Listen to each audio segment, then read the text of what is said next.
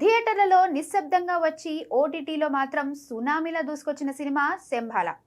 Suspense, horror, thriller అంటే ప్రేక్షకులు ఎంతగా కనెక్ట్ అవుతారో ఈ మూవీ మరోసారి ప్రూవ్ చేసింది.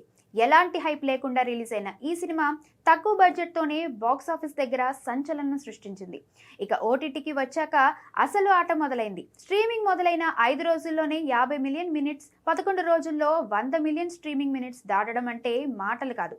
ఊరి మీద పడిన ఓ ఉల్క, దానివల్ల మొదలైన వింత ఘటనలు, మూగజీవుల భయానక ప్రవర్తన, మనుషుల్లోకి చొరబడే దుష్టశక్తి, ఇవన్నీ కలిపి ప్రేక్షకులను స్క్రీన్కు అతుక్కుపోయేలా చేశాయి.